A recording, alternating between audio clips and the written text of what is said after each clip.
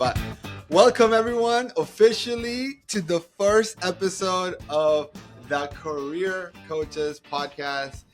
We have some guests here today. Reno Perry, the CEO and founder of Career Leap, and much, much more. Reno, how are you, sir? Much more. Appreciate it. What's going on, guys?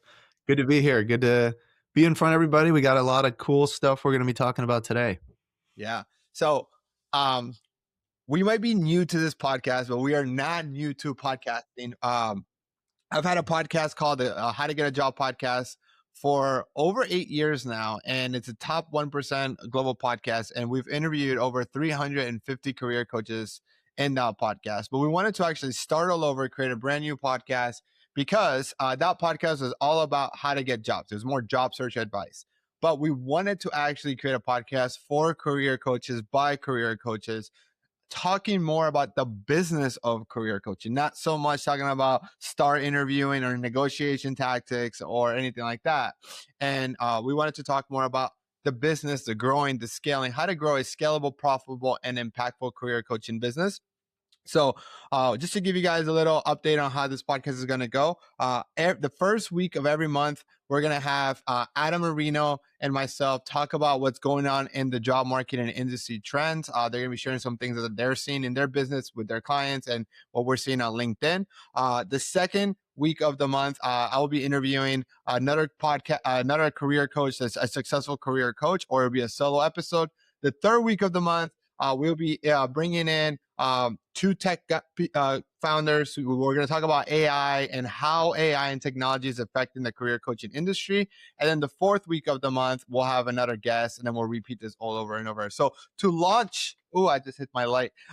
To launch the podcast, super excited to be able to launch this with two of my business partners and friends, Reno Perry and Adam Broda. Adam, welcome to the show, man. I know we've already said hello to Reno, so. Hey, Adam, good to be here. Glad you're here. Yeah, good to be here too. All right. Awesome. Well, guys, before we get started, I want to do a quick intro for the people who are watching you guys on YouTube, because people on LinkedIn probably know who you are, but not on YouTube or not on Spotify or not on Apple Podcasts. A little intro. Reno, I'll go with you first. Hey, what's going on, everybody? My name is Reno Perry. Also a career coach, as you probably gathered by now from Daniel's intro. I am the founder of a coaching program called Career Leap. We primarily focus on, I would say, mid to senior level professionals looking to land 200 to 500K roles, primarily in the tech industry, although we do adjacent industries as well in that space. You're not going to mention Chicago or you clearly got you guys clearly wanted you guys clearly wanted more. Okay, fine.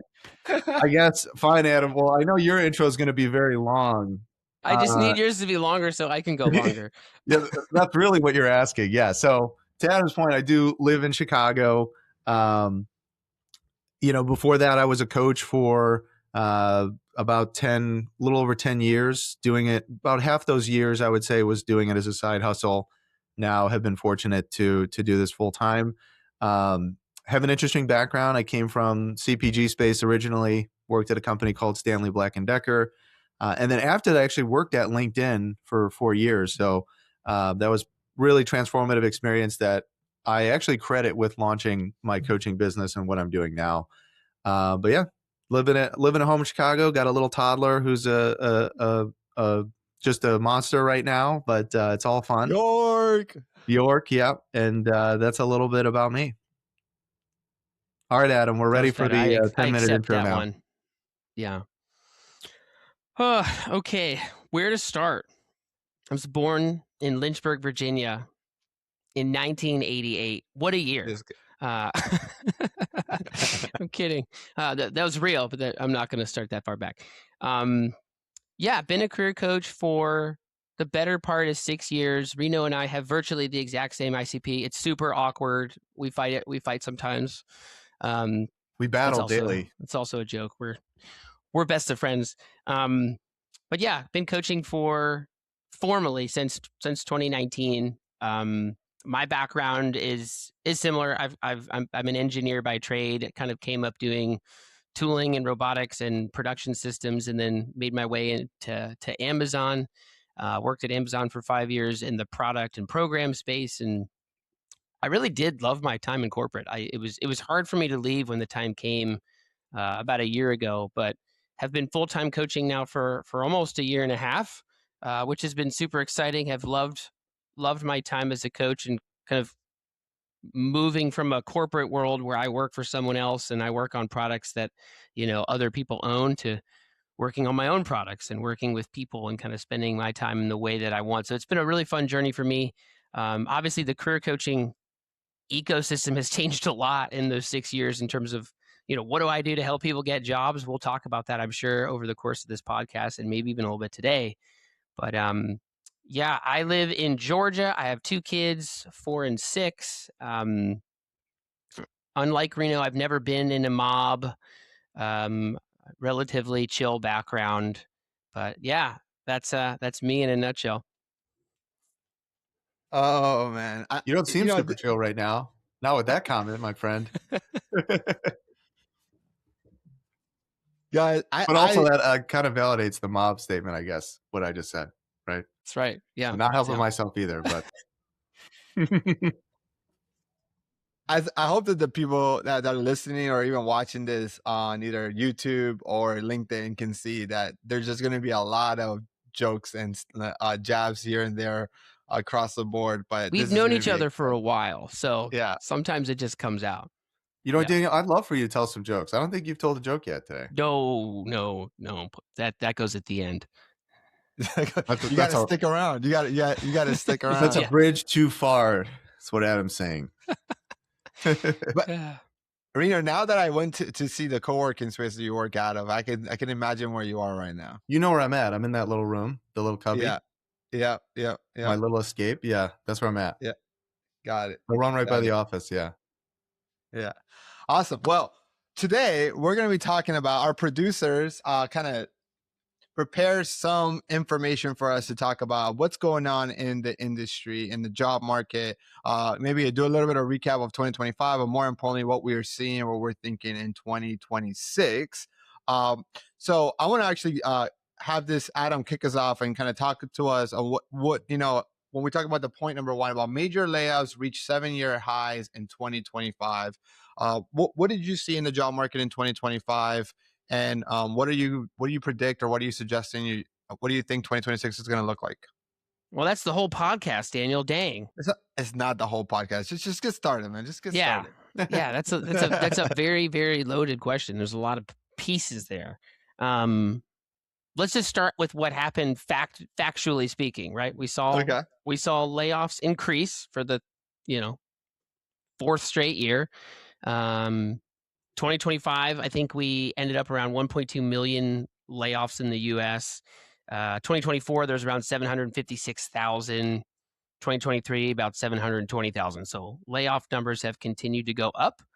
And then if you look at Bureau of Labor Statistics data or BLS data, we're seeing higher than projected unemployment rates. We thought we would finish around 4.4%. We ended up around 4.6%. I think by March of 2025, we were on a 911,000 jobs short of where we thought we were going to be. So that's the overview. Not to start off with like a super bleak note, but I mean, the market is tightening. That's the reality of what I think coaches observed and had to work through last year is more layoffs, which means more qualified people are looking for jobs, less jobs being posted than we thought. So, supply and demand starts to change a little bit. Adam, quick question there, because you're saying I saw that because we have a lot of the links, at least as a producer. I know you probably you probably did even more research. You're trying to get the extra credit on this, but there we go. There's the joke. I saw that unemployment did go down to 4.4% in December, so it did hit that number. Even though we had a much more higher layoffs in 2025 than 2024, like an increase of 58% in layoffs. But I guess my question, where I want to actually take this conversation is like, even though companies are doing layoffs, especially the bigger companies, jobs are still being created in other areas, and maybe even smaller companies that are ultimately, again, there was 50,000 jobs created in December, which is it's less than the government expected, but it's still 50,000 new jobs. What's the question?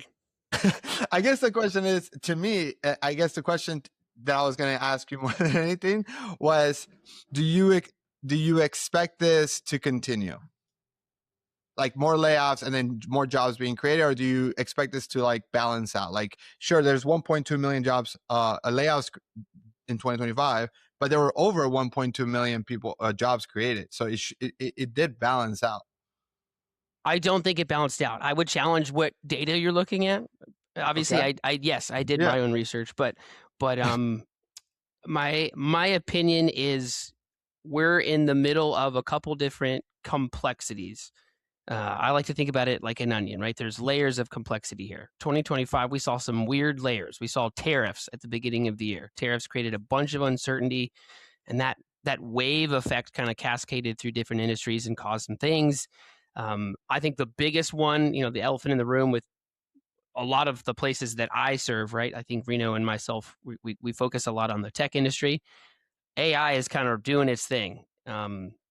I think we'll get into some questions that you had later, Daniel, around like who is AI impacting and what does research say about that? But yeah, generative AI it's having an effect on lots of firms, lots of industries, lots of skill sets. And that also creates uncertainty. And anytime you have uncertainty, whether it's economic uncertainty or technological uncertainty, companies will react to that differently. And my opinion is, the tariffs layer started in 2025 and will probably continue into 2026. The AI layer started in like 2022 and 2023 and will continue far beyond 2026. I don't see those layers going away. I think the layers will likely stabilize. I think 2024 and 2025 were years where we saw a lot of targeted layoffs and in some small cases mass layoffs that were in some part driven by AI uncertainty. I don't think that will stop in 2026. I think that companies will continue to learn what AI can and cannot do and what they can get from AI next year. Some of the reports that I have been reading, and you all are welcome to challenge these, is just the low percentage of AI investments or AI programs that have actually hit, right? Companies put a lot of money into AI in 2024 and 2025, but not a lot of those programs paid off. And I think, again, what we'll see is companies start to pull back a little bit on the AI spending, right? Let's get a little smarter with where we're putting the money and where we're making investments. And what I think will happen is I think you'll have less layoffs that are driven by AI, but I also think that you might have less hiring driven by AI as 2026 starts to turn over, right? We're getting smarter about how to hire for it. We're getting smarter about how to invest in it. We're getting smarter about how to use it. I think we'll see the shifts slow down a bit, but I still think it'll be close. I think it'll be a wash. I don't think we'll see some kind of a big giant spike in hiring in 2026. I think you'll see that later, maybe 2 or 3 years out as companies are like, okay, now we get it, right? Now we've been through the ringer a few times. Now we know how to scale. Now we know how to build. I think that's still another year plus away. Yeah, what I find interesting is that there's just so much uncertainty, and like companies don't like uncertainty, right? It just becomes really risky, and it's like really hard to make just any level of like really accurate predictions at this point. And obviously, this is just like what we're seeing, and so. But so many times we get these predictions wrong, or not even us, like everyone makes these predictions right. wrong. Yeah, it's take it for what it's worth. I'm not dying on any of the hills that I'm standing up right now. Those are just some thoughts. Yeah. So so like for you, is there a particular sector or industries or jobs that you're like, hey, like these are going to be the most heavily affected in 2026? Yeah, that's a great question. I probably have 5 or 6 different industries that I pay attention to. Tech, IT, cyber are some of the biggest in terms of like the clients I work with and where I place people and who gets jobs. Tech is the large majority, but 45 to 50% of everybody else that I'm working with, will go into other industries like finance or health. Mm-hmm. And there's a tech side of both of those, right? There's fintech, there's health tech. So yeah, short version, and maybe this is a hot take, so just ride with me for the next 20 seconds. I pay a lot of attention to the product sector. I think product hiring tells you a lot about where companies are growing and scaling. I am a product manager. That's what I did for 4.5 years at Amazon, and I hired and built product teams. And obviously, I'm a little biased when I say this, but I think you can pay attention to where PMs are, getting hired, and that's going to tell you a lot about where growth is happening. I just posted about Anthropic today on LinkedIn, right? Anthropic is hiring a bunch of PMs. They've been hiring PMs for probably the past, 13 months, 14 months. There's a lot of growth there.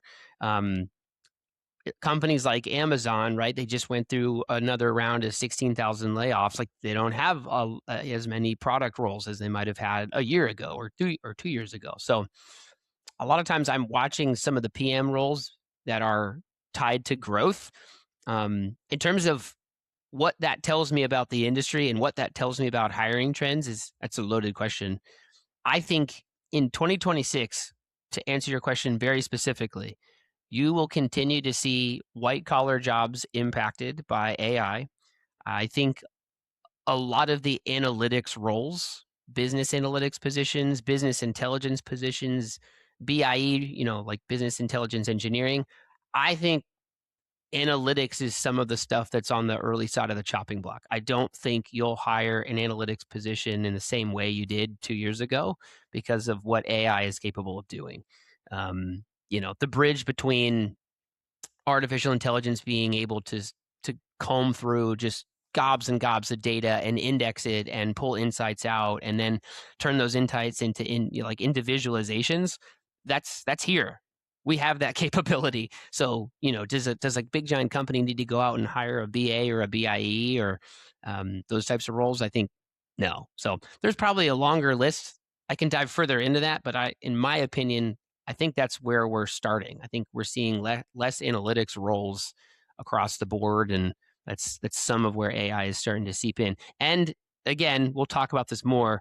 It's starting at entry level, right? We're seeing the entry level roles hit first. Companies are hiring less, junior level, associate level positions as AI starts to basically take that capability away. Yeah. Reno, what are your thoughts on all of this? I don't know if you heard. I mean, I think we're seeing that. To echo what Adam's saying, I think there's definitely a lot of AI uncertainty, but I don't know that the layoffs are attributed to AI. I think you cited some of these reports, Adam. The big one was the MIT report that came out last year that basically said, what was it, Adam? I think 90% of spending on any kind of AI program or pilot yielded basically a nothing burger for the organization. And it's funny because you see organizations cite AI as part of the layoffs, which I think is more just a CYA exercise. Now, I do think eventually, to Adam's point, you're going to see more companies this year figure out what can we do and what can't we do with AI, to where I do actually think in the future you start to see AI impacting layoffs for real. But I think for now, there's things, with tariffs, you said half of those layoffs or a third, I think last year were just all government. So I'm in the same boat. Similarly, I think there's not going to be any kind of balancing out. So if you were in the market hoping for, I think things are going to stabilize at some point. I just think that one component that was maybe tearing into the job market is just going to be replaced by another one this year. And that could be AI, right? Tariffs could be now AI starts to take a better hold. So I don't think there's any kind of balancing out. I think just the new reality is that we're living in a period of rolling layoffs, and tech is one of the main sectors being impacted by it. And you're going to have to grapple. The new reality is just uncertainty, right? And so I believe that. Not to rehash what Adam said about product hiring, but I think one interesting spot that I have been seeing with companies is actually accelerated hiring in sales, biz dev, and adjacent kind of roles, where those have seemed to have been more insulated against the uncertainty, and we've actually seen an acceleration there. Where when AI first came out, I think there was a lot of thinking that sales was going to be in this customer success bucket where you could just basically delegate this to an AI agent and no more sales. That's not going to be the case. But what we're actually seeing is the opposite. A lot of companies are now investing in hiring great salespeople, recognizing that any kind of enterprise partnership or enterprise deal really does require that human element and someone to really come in and quarterback that motion. And it doesn't mean you're not using AI, but I do think it opens the door for more people that are qualified in that area. So that's a bright spot, if I could say, currently in terms of the hiring landscape where I've seen a lot of opportunity. So, but yeah, that's my add-on and Reed. I think similar points to Adam, but I think the big takeaway is this is just going to be my opinion is this going to be the new normal is what we're seeing. Hyper competitive market and pockets of hiring that look like great opportunities that I think people can take advantage of if they know what those are. So all of this, obviously, with all these changes, I want to actually start talking now. How does this affect the career coaching industry and even the career coach, right?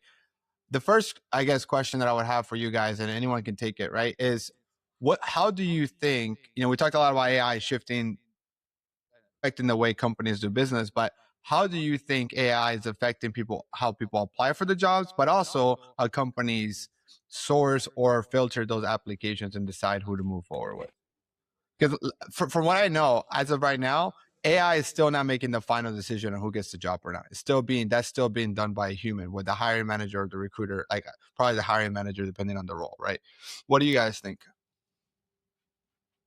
I think that'll be the case for a while, if I'm being honest. And it's not because AI isn't capable of shortlisting people and telling a company, hey, here's who you should hire. But I do think you're going to start to see more government regulations catch up to potential cases of discrimination that are happening, right? Mm-hmm. And we actually just saw this, right? What was it, last month or in January? There was another big lawsuit that opened up where, Adam, do you know what this is? I forget where it was, but we had is a class action lawsuit of people alleging that they were discriminated by AI that a company was using. I have to look this up, but see, I can't even. I see Adam typing away here, maybe trying to find. I'll see if I can pull it up. We'll see if Adam can pull it up, but that's not the only case. A lot of these AI tools that are parsing through applications, and then there's some that do video interviews and try to read your facial features and expressions and try to come up with an algorithm to tell a company whether or not you're going to be a good hire. There are a lot of lawsuits behind the scenes for those companies that you're not seeing. And you saw some of these companies, I think, pull back on the amount of features that they were releasing. So I do think we'll see more of that regulation start to come into play where it won't be the wild, wild west of, hey, any company can do anything they want with it. But I do feel like, yes, there's a lot of AI being used today. There will be more on a candidate side. I think we're seeing an acceleration there where people have for years been using AI resume builders. I don't think that's going away. There's AI application tools out there. Now, the one thing to be cautious of is you start to have this AI ramp up on both sides, employer and job seeker. Everybody's looking for an edge to the point where does the breaking point happen? At what point does it come unsustainable? At what point does every application look like everyone's 100% match for the role when that's not really the case? And we're already starting to see that. Before I pass it to you guys, one thing I've been seeing in my coaching practice, we focus on senior level hires. And so I get a really good insight into these companies and hiring practices. And a lot of these people that we end up placing end up being hiring managers in these companies. And we actually had somebody recently who was hired into a company. They just IPO'd and he was a hiring leader there. He actually came back to the community and he said, hey, guys, this is crazy, but our HR team just came to me and said, hey, we are being inundated with so many AI applications. We can't tell what's real and what's not. And so if you have somebody that looks like they reached out to you on LinkedIn, they seem like a real candidate and a good fit, talk to them, send them to us. And he shared this with the community, just say, hey guys, this is what's happening behind the scenes here. This is our HR recruiting team saying things are getting unsustainable. So it's right now the wild wild west to me, and I think there's a lot of complexity with that. But um, yeah, I think that's the current state of where I see it's just going to continue to happen. I do think there's going to be more regulations on the employer side that doesn't disadvantage people too much, and so I think, but that also takes away some of the power of AI on the employer side. But yeah, that's where I currently am reading where the tea leaves are going in terms of the market. Yeah, I think Reno did a really good job of breaking that down. I don't have too much to add. I did find the class action lawsuit, Kistler versus Eightfold AI.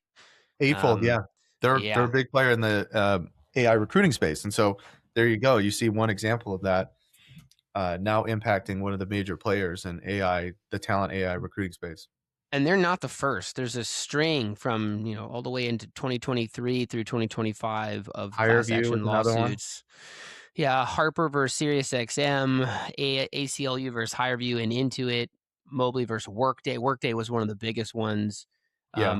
And I would also say I pulled really quickly while we were talking a couple like points that those class actions have used in their defense. There's Stanford-backed research that confirms, as recent as October of 2025, that different AI resume screening tools do have very real biases, right? Biases towards older males, biases away from Black females.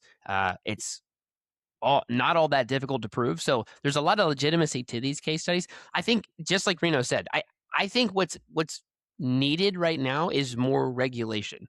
Um, I don't know who that regulation comes from. Like, we have a lot of government-driven policies.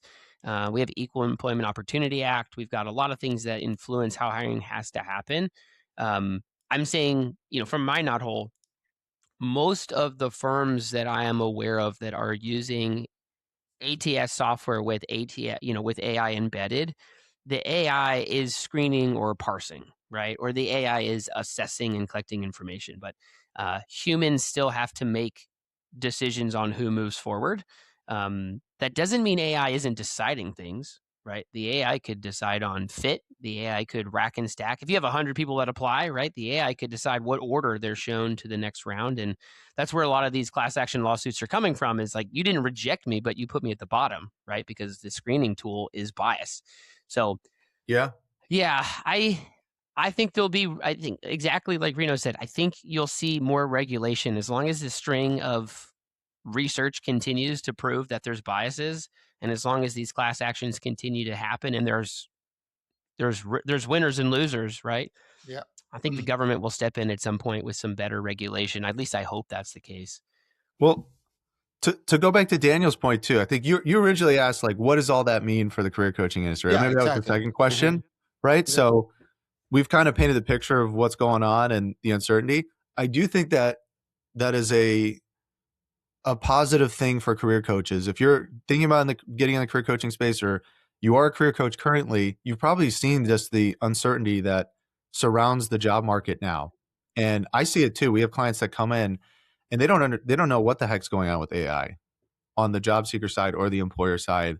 They know it's impacting the market one way or the other, whether it's with job losses or companies saying AI, or companies want AI. They want people to be able to speak confidently about using AI, or how are companies using AI to assess candidates. And so you're seeing a lot of more question marks, I think, from a job seeker than there were at any other point in history. And so I do think it opens the door for career coaches to come in and really be a partner to people to help them navigate the uncertainty, not just the uncertainty, but the hyper competitive job market, which I think is just the new reality. Really opens the door for coaches to partner with people and help them get to where they want to go. So, I mean, that's that. We could talk about that in more detail, but I think the summarized version of it, I think it's just it opens the door to a really great opportunity for the career coaching space with what's happening. I think that coaches will continue to be normalized over the next couple of years. I really do. I think we've already seen that shift. I just put up a survey about this a couple of days ago, right? Like, what your perception of career coaches are, and I do that every year, and the number of people that respond and say career coaching is cool and legit and something I would consider continues to go up year over year. I aligned with what Reno said, as coaching becomes more normalized and people understand the value of it, um, I also think that career coaches will start to wear more hats.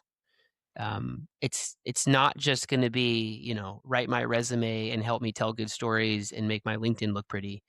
I think career coaches, just like Reno alluded to, you're bringing in a person that does this full time, right? Sure, they can help you write a great resume, but so can Claude and like 1,000 other resume writing tools. What a career coach might be doing in the future, and the future is here, is helping you navigate the very complex environment of like what are AI hiring systems? What do I think how I would boil that down is, and I see this all the time in my office hours and with my clients, is answering the question of like, what are best practices? Because best practices in 2021 don't work in 2025, right? And probably won't work in 2026. So there's a research side to my job. There's a reading and compiling and learning side to my job. Every single person that goes through my program and gets a job is a case study, right? And we go in and we dissect what they do, what worked, how can we apply that to the other people that we're working with. So yes, I wear this traditional career coaching hat. I also wear a job placement systems engineer hat. I also wear a research hat. And I think, like Reno was kind of going after, the role of career coach will evolve over the next couple of years, but it doesn't necessarily mean that career coaching is hurt by that evolution. I think it's good. I think you're getting more value out of the person that you're working with. I think career coaches, every like if you are looking to have, especially specifically in white collar jobs more than anything, if you're looking to navigate this uncertainty of career and where you might be having multiple industries, multiple professions in your lifetime from when you're 18 or 20 years old until you retire, right? I think having someone to help you navigate this who has a broader picture understanding of the market, um kind of like an agent would be to like an athlete or even like an actor, right? To be like, hey, like this is what I think you can get, like help you navigate. These are some of the skills that I was think you should be building towards, or so on. Not just getting a job. I think that's the most obvious one. That's the one that we play on the most. I think becomes more and more normal, and that kind of takes me to like a little like case study or story that to me when I kind of found this out and I was sharing this to you guys the last couple of weeks got me really excited.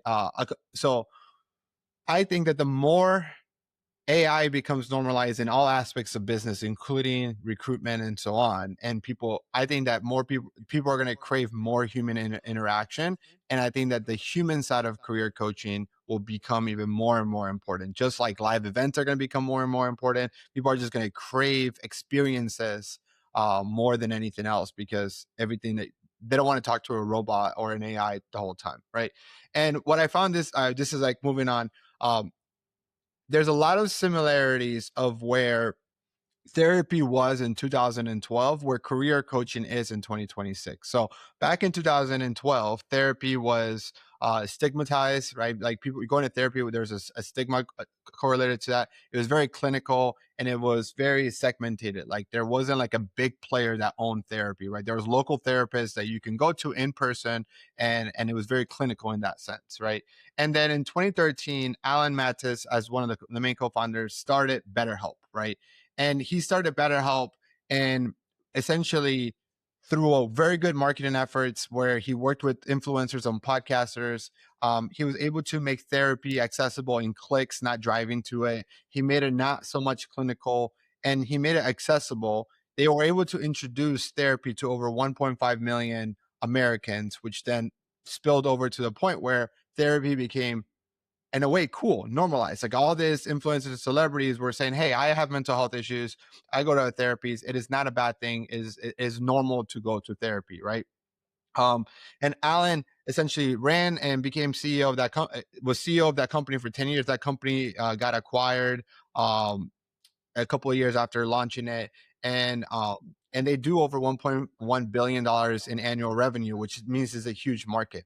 And what's interesting that in um 2023 Alan Matz has left BetterHelp, and he has said he could done, like, in my opinion, and Alan, if you're watching this, I would love to have you on the podcast. So consider this an invite. Shout If you out. get then somebody shout out, somebody He's tag him. watching. If Don't you worry. know him, we would love to have you kind of share. This is what my producer and I have been able to find of your story. So if you want to like come share your real story, we'll love that, right? We see that you left BetterHelp and you could have done anything, Alan, right? Alan could have done anything, but he decided to start Strawberry.me and run the same playbook, but in the career coaching space, right? And when I dive into like, why did he like, why, if I'm in his shoes, why would I do that? I think he realized that career coaching is exactly where therapy was back in 2012, right? Is there's a level of trust, right? It is stigmatized. Not many people talk about like acknowledging that I worked with a career coach. Maybe some people are like they keep it to themselves and maybe tell their spouse or significant other, but they're not like shouting to the roofs that Adam Broda helped them get a job or the Reno Perry helped them get the job. They're not doing that, right? And he's running the same playbook. And a lot of the people that worked with him at BetterHelp will help that build that are now working at Strawberry.me. And I found that really interesting because to me, he sees that. And the good thing about like career coaching is that it's not medically like there's like it's not healthcare. So there's a lot less regulations here. But to me, that's a sign that he's betting that there's going to be more and more need for career coaches. Like right now, there's a shortage of therapists in the United States. Like a lot more people need therapy than there's therapists to help them. So, but what do you guys think about that and Strawberry.me? And is that good or bad for other career coaches who are not necessarily in the marketplace of Strawberry.me? I can go first. If it's helping more people get connected to other people that can help them, I'm for it, right? I mean, just like BetterHelp, right? If it lowers the barrier for entry, makes it more affordable, more folks get therapy from folks that are qualified to help them, I think that's good. I mean, why wouldn't we want that? I have a similar thought on the Strawberry.me model, right? If it lowers the barrier for entry and brings the cost down, and you can work with a coach for $70 or however, whatever it is, for a limited period of time and get some questions answered, I think, yeah, good. Like we talked about already, right? It's part of this normalization process that I think career coaching and a lot of different kinds of coaching are going through. Folks are realizing, hey, I can pay a certain amount of money and work with somebody that's already done this, right? And work with somebody that I could learn from, or work with somebody that can fill kind of like a mentorship hole, and that's good. I think there's a lot of people that want that. So my general response is, yeah, I'm for it. I think Strawberry.me attracts a specific clientele. I do.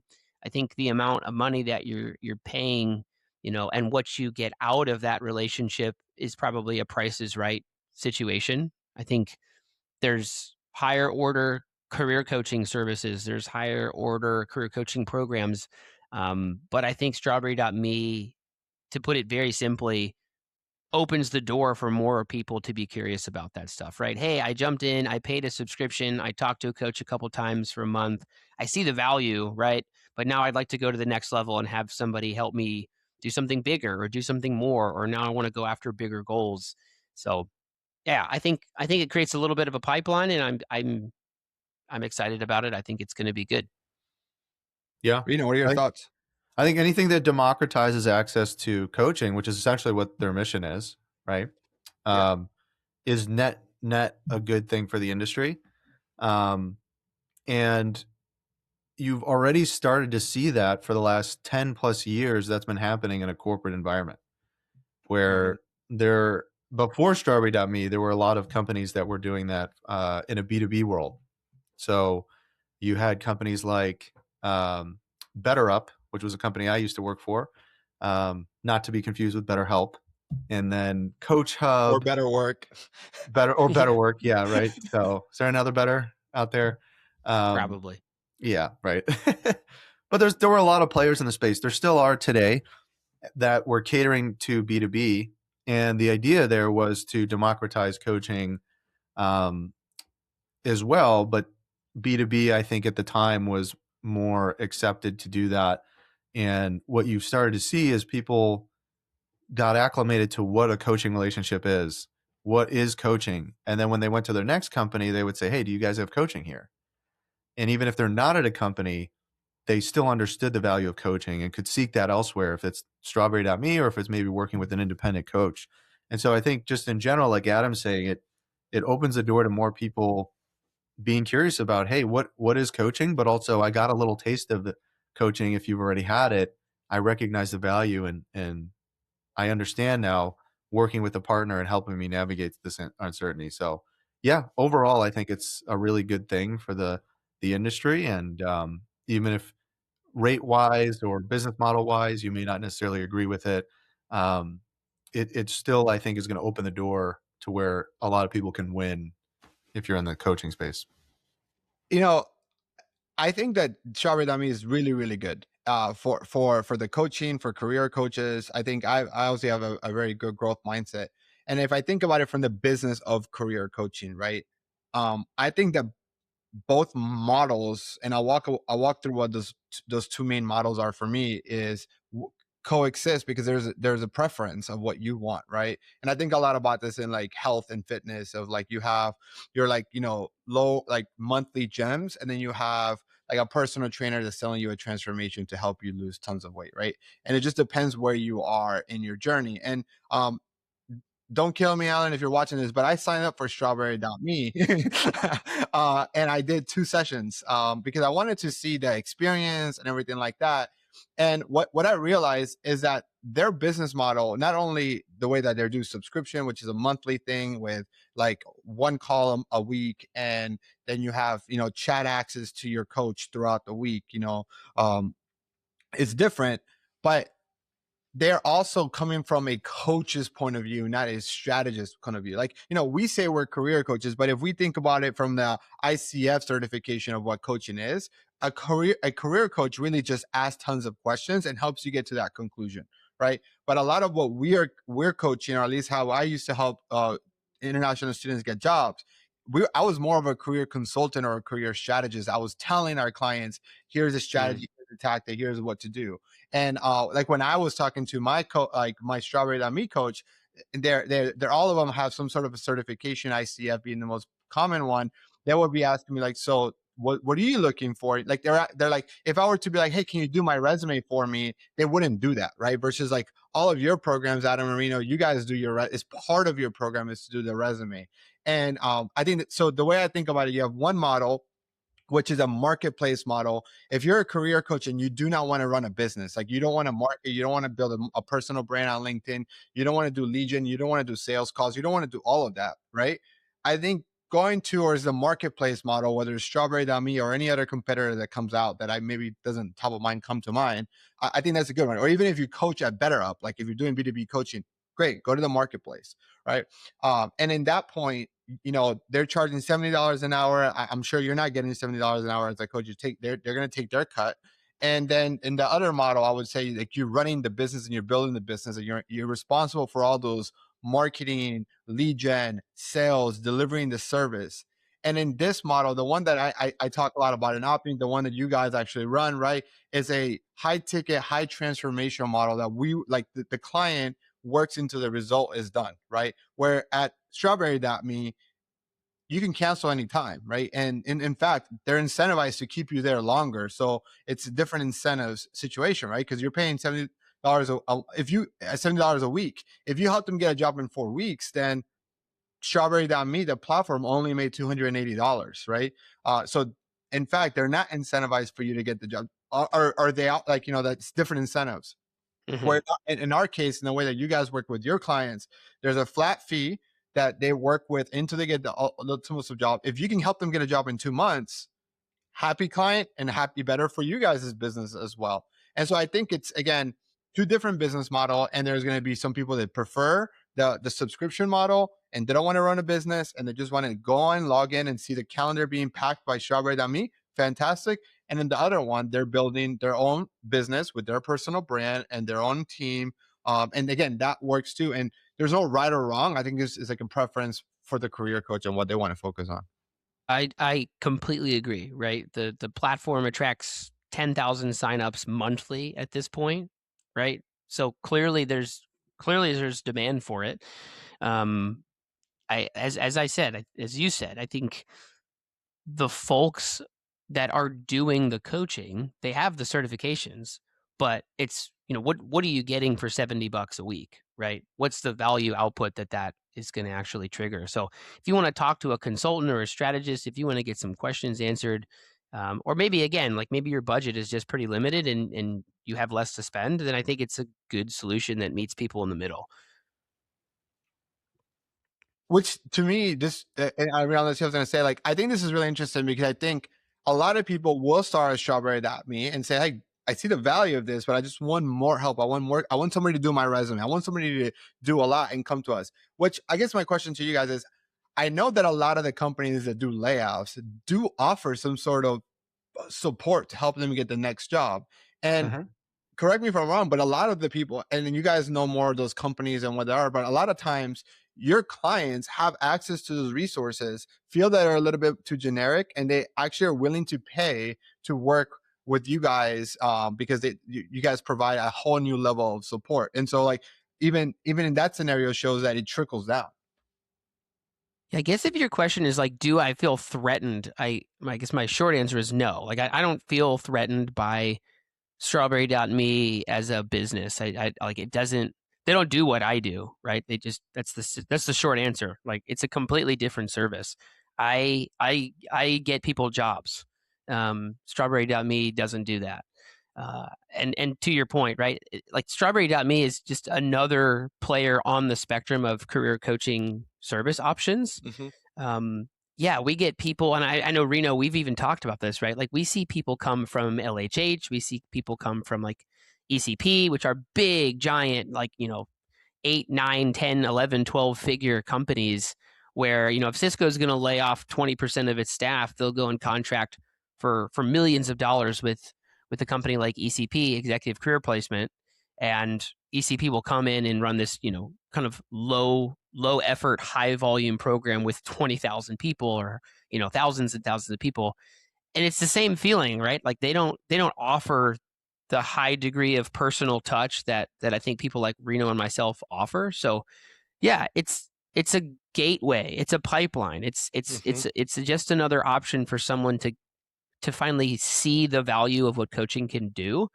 And maybe that's the right amount for some individuals, or maybe for other individuals, they want more help, or they want more stuff done, or they want, shorter turn times. It just depends on what they need. Yeah. I think given the nature of the work that we're doing, it's not a winner take all type of market, right? I'm not selling a consumer product good where I can be number one in the space and just dominate the entire market. Because to your point, you're selling a transformation, and that's going to be unique to a lot of people, right? And so I think it's more of, like Adam said, there's a spectrum of, there's career coaching, and then there's a spectrum of, okay, where do these different players fit into each category? But I think to Adam's point, there is an opening if you want to go and do something like what me and Adam are doing, create a custom program that is more personalized, maybe a little bit more niche down. There's an opportunity for that, and I think we're living that example. But we also know many other coaches who are doing the same thing, despite companies like Adam said, ECP, LHH. These are massive players that have been around for decades, right? So these aren't new entrants to the space, but you see coaches and Strawberry.me popping up despite that. I think to that point is, I think there's a lot of room for different styles of coaching, career consulting too. I think that's kind of what our business is, more of a blend of the both, right? It's you have coaching and then more career consulting in one. So I do think that there's room for everybody to build something on this big spectrum that is career coaching or long. I have a friend who is a full-time therapist, right? Works at a therapy company, and we've talked about the BetterHelp model several times, and it was a similar response, right? Like, BetterHelp, I think, like the CEO that you continue to invite to our podcast, is it Alan or Gary? I can't remember. Alan Alan. There we go. Yeah.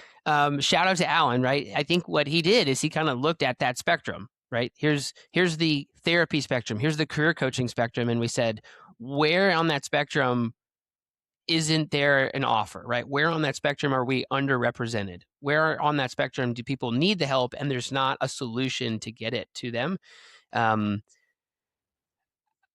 I don't think BetterHelp hurt legitimate therapy individuals or therapy, professions or therapy companies that offer higher tier services. I think what it did, it came in and like Reno said, right? He used a very fancy word. It just democratized access. It gave more people that didn't have that access before access to some version of it. So yeah, I don't have the perception that it hurts people like me. I honestly think it's better. I think it's helpful. Yeah. I think it's I only going think to open the door. Yeah. same thing. I have a friend who's a therapist. She started at BetterHelp, and she gained a lot of her experience right out of college. And then when she got a bunch of reviews and she gained herself as confidence, is okay, I could fill my own calendar. I'm gonna go start my own therapy business, and I can then charge whatever I think it's fair and keep it all, right? And I think that's gonna be the same for career coaches. And you guys know, because we did the accelerator last year. It's really hard to get your first couple of clients, when you think, hey, I want to be a career coach and I've been a hiring manager and I have this many years of experience. Maybe working at Strawberry.me, getting, seeing 12 clients, 15 clients, or working there for 6 months to a year, getting confidence and conviction, and then saying, hey, in the meantime, I'm going to build my personal brand on LinkedIn as Strawberry.me starts giving me clients. As I get clients from Strawberry.me, but then I'm building my personal brand on LinkedIn, and then eventually I can then slowly transition, and I don't have to do this full-time job and building my career coaching business. It could be a really strategic way to Yeah. minimize your risk, right? For Yeah, sure. 100%. And I think that's a great way for someone to say, hey, I need something short term that could be fast. I don't have to market myself and wait 1 to 2 months to start to see the fruits of that labor. Um, and then the other thing I was thinking about too is not only is it good for people that eventually want to go and build their own thing if they want to work there, but I think it benefits the whole industry if Yep. companies like Strawberry.me maintain high levels of vetting and training and best practices for the coaches so that they can create a good experience. I know it's one thing to say, hey, they're a different player, they serve a different need, but you really want those companies to create the best experience that they can for people. Because if they're reaching that many people and it's just kind of a meh experience, then we lose as coaches Yes. in Because in people our will be like, I'm not businesses. using another career coach again. Like, this sucks. 100%. And so that's the challenge when you operate at that scale is how do you maintain that quality of the coaching, set up the right guardrails. And so like that, so if you're listening to Strawberry.me, I think that's the challenge. And that's something that previous coaching companies, I think, have done pretty well. I know BetterUp does a really good job of that. There's coaches that come to me and say, hey, can you help me get in there? I applied a bunch of times and I can't be a coach. And so they maintain a high level of training. And so, if as long as they continue to do that, I think it provides great short-term options or even long-term options for coaches, but then helps people like us too that are trying to go out and build their own. I would assume that they figured a lot of that out when they did BetterHelp, because it's the same thing. You need to rank your therapist. Like, even after every single Strawberry.me session, I use BetterHelp too. And so I kind of, it was the same as, like, they ask for a lot of feedback. They ask for a lot of ratings. They, like, if you're That's like, good, hey, I yeah. want to leave, they'll be like, we'll switch you to a new coach. We'll give you 50% off. Like, they do a really good job. And I'm assuming that they're going to, like, it's like same thing as like Uber. Like, they're rewarding the drivers with the best ratings because they want to make sure that you have a good experience on it. Yeah. But okay, before we move on from this topic, you guys are both saying, hey, Strawberry.me is a good thing, right? You don't think that's gonna, like, if anything, it's gonna help the business. But it's, if I'm putting myself as a listener of this, and I'm a career coach or aspiring career coach, and I look at both of you guys as a personal brand on LinkedIn with 500,000 followers each, right, or close to it, right? Be like, hey, it's easy for you two to say, but what about me with 1,000 followers? Like, I don't have the same personal brand. Like, you still think that all those, this would still be positive to them? Or how would that change if you were looking at it from a lens of starting the business earlier, don't have the personal brand that you guys have? I would say you don't need 500,000 followers to benefit from what we're doing. What we're doing is a result of having done this for 6+ years now. But pretty quickly when I was getting serious about using LinkedIn, I was starting to see traction with the business with, single digit 1,000 followers, right? And I think building a personal brand, you don't want to conflate personal brand with having hundreds of thousands or millions of followers, because in the coaching space, you don't need that, especially if you're doing a high ticket offer like what we do. You can build that brand relatively quickly. And if you're, I know this is on YouTube, but for example, if you're doing that in a place like LinkedIn at this point in time is now rewarding smaller accounts, smaller creators who are making a concerted effort to create content on the platform in a way that they haven't done when Adam and I first started doing it. And so I think you're seeing more of an equal playing field if you're just saying, hey, I want to get started, build a personal brand. It's now easier than ever to do that. But then in terms of breaking through and actually getting visibility and potential clients coming your way, you don't need to wait months or years and get to the point where we are. This is just the result of us doing that consistently for years, but pretty early on. I think, Adam, you could say the same too, right? When you started taking LinkedIn seriously, you probably started seeing client flow and revenue and things happen relatively quickly, right? Yeah. My addition, because that's a great answer. My addition to that thought stream is the hardest part, the hardest thing to gain that allows you to be a great coach or career coach is actual work experience. Like, that's the thing you just can't go out and replicate.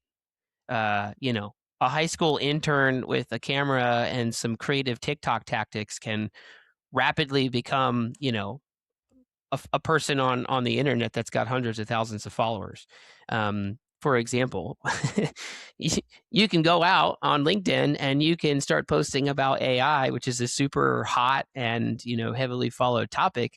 You could grow to 50,000 followers very quickly with some simple proven tactics, and then you could just rebrand your entire LinkedIn profile tomorrow, and now you're a career coach with 50,000 followers. So my opinion is, like, followers help with parts of the social proof equation. Yes, they are generally good, but to Reno's point, like, what allows you to actually help people is the fact that you've solved the problems that they have already, right? You understand their pain points and you understand how to abate those pain points. And I think that comes from real world experience. So for me, like, the 8 years I spent at Boeing becoming an executive, like, that's not something that someone else could easily replicate. The 5 years I spent in big tech building product organizations, right, and hiring different positions, that's not something that someone else could easily replicate. Whether I have 10,000 followers or 100,000 doesn't take those experiences away, and it doesn't take my knowledge and subject matter expertise away. To Reno's point, I think the following can help you put those qualities or those experiences on display more effectively, right? You can get bigger reach with what you're capable of doing, but Reno's years spent at LinkedIn don't change or go away depending on the number of followers he had, right? He can still use that experience to help someone get a job. And like I said, I think that's the biggest question you should be asking yourself is, like, what's the experience I have that I've gained over the past months, years, decades, whatever, that I could use to help someone solve a pain point? If you can do that, you can coach. Let's talk about LinkedIn over here. Yeah. Keep going, Adam. So let's bring this to LinkedIn. That's kind of like the final topic here. But what are you guys seeing changing in LinkedIn in 2025? And how could career coaches looking to build their personal brand and business through LinkedIn could use to grow and gain more, not only followers, but get better leads? What are we seeing on LinkedIn? Yeah, what are you seeing, man? Tell me more. What am I seeing on LinkedIn? Well, I alluded to this before. What I am seeing is there's been a big shift in, called the LinkedIn algorithm, or the way that LinkedIn distributes content, to where I would say prior to 2025, early 2025, up to that point, LinkedIn was really benefiting the biggest accounts on the platform that were, I would say simply, kind of sucking up all the distribution and owning that in the LinkedIn feed. And what we have started to see over 2025 is, is more of a even playing field, more equal distribution, where an account with 2,000 followers could achieve the same level of impressions or reach as an account with 500,000 followers. And so I'm seeing that a lot more as this level playing field. But then the other thing I've been seeing is a shift to more quality content that the algorithm and the platform is starting to promote. And so what I mean by quality content that is focused on actionable advice, it's educational, um, it's giving people value when they read it, it's giving them a reason to stay on your post, go flip through the slides, save the post. So that's a new thing that LinkedIn is tracking, is how many people are actually saving your content. And so all of that just signals to LinkedIn, one, trying to level the playing field, but two, really focus on high quality content that they know people are finding value in, as a mechanism to say, okay, this content seems like people like it. Let me now distribute it. So we're seeing a lot more of that, where again, before that, I think there were a lot more viral posts that were taking up all the impressions. So anybody watching this, you've probably seen many of those quotes or billboard type posts on LinkedIn that would get 10,000, 20,000 likes and millions of impressions on that post. And then the same creator could just repost that a bunch of times and essentially game the system in a way. Where now LinkedIn, I haven't seen any posts that are like that have reached that kind of engagement impression. So that's what I'm seeing at a high level is again, I go back to my point. It's just a really good time. If you're someone who has that experience and knowledge that Adam mentioned, and if you could put that into content and helping solve the problems of your potential clientele, you can build a personal brand. You can get clients that way. And so, yeah, I just reiterate the point. I think I would have always told people that LinkedIn is a great place to build a business, but I think especially with the changes happening, that is now 10x. That comment that I would have made years ago is now 10x because of the changes that we are seeing.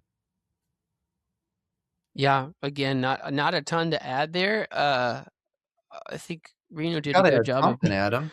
I'm kind of racking my brain on how to add to that. Like, yeah, what you're seeing is a lot of what I'm seeing. I think the more time that I spend on LinkedIn, and I've been there for 6-7 years now, honestly, it feels like the less I believe I'm an expert in the platform. It feels like my time as a LinkedIn expert is slowly dying off, right? As I continue to focus more on the career coaching side and those systems and those processes. That's where my brain power goes. But, as Reno said, it does feel like the algorithm, at least for the past 4 or 5 months, has really been more favorable to smaller accounts. That's one theme that I think is undeniable. Which goes back to your question. It feels like there's never been a better time to try and grow on LinkedIn, because LinkedIn wants growth. It wants to prioritize people that are new and joining and showing up and figuring out how to share their stories. So I don't think folks should be intimidated by, seeing coaches with hundreds of thousands or 500,000 or millions of followers, right? I mean, there's coaches out there with over 1 million. So that shouldn't stop you from building your own brand and your own platform.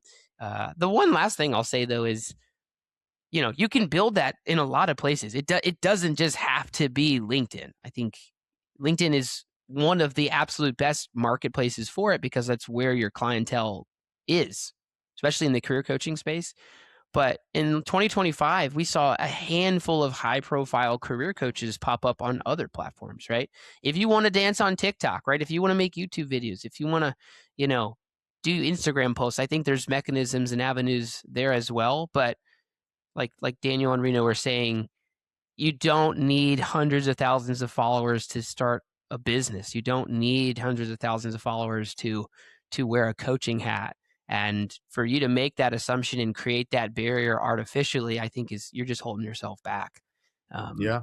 Don't compare your day 1 to our day 1,500. Right. Right. Gentlemen, as we wrap it up, any final words that you guys want to share with the audience? I did fact check Daniel's numbers, and 4.4 was correct. I went and looked back and I saw that my percentage, my number was from like August. So Daniel's number was factually accurate. I can't believe first of all, I do believe that you fact checked me. I can't believe you actually came back and fact checked yourself. You know what? That's my 4.4% December 2025. My number was from earlier in the year. So all right, that's it. That's enough. That's enough out of you two. Here's my final thoughts. Don't let these like 4.4, 4.3%. It doesn't even matter. Like change your perception of the market or what you're going to be doing if you're interested in this. I mean, that's my final takeaway is don't get caught up in the headlines, because the reality is it's good to understand what's happening from a macro standpoint, but in your day-to-day and what you're going to be doing in the trenches, it really isn't impacting that. And so that shouldn't be something that holds you back or tells you, hey, things are pretty bleak right now. I just go back to my original point. We're living in this time of constant uncertainty, constant unpredictability in the market, I think. And I foresee that for many years to come. And that also means that I think as a career coach or the industry, there's a really good opening for you to work with people who are also trying to navigate that uncertainty. So don't get lost in the headlines. Just understand things are going to be this way, I think, for a long time. And it's a really good opportunity overall if you're interested in dipping your toe in the water. I think you said something really great there, Reno, is that like, and it's what I tell my team all the time, especially for all of us. At the end of the day, all of us, even the three of us here, we have a very, very, very, very, very tiny business in this grand scheme of the U.S. economy, or even in the coaching space, right? And for us to think that if unemployment goes from 4.4 to 4.4, that's going to just massively change anything in our business. I think we have a lot more things that we can control and control the controllables that will affect our business more than anything else. And so, yes, we need to understand what's going on at a high level point of view, but focus on the controllables. Like, like if you are starting out, focus on what content you can do that's going to, connect with your audience the best, so that you can get a lot of likes, comments, and profile views of people that are in your ICP, or ideal customer profile, right? Focus on building a really good product and getting the best results for your clients and getting those testimonials, because those testimonials are going to be better than anything else. It's going to be better than having 500,000 followers on LinkedIn. So definitely control the controllable. Gentlemen, I want to thank you guys for just obviously the support, and you guys coming here and spending time with us here on the Career Coaches podcast. I know we'll see you guys again, and we'll do this on a monthly basis with you guys joining and doing kind of like an industry report.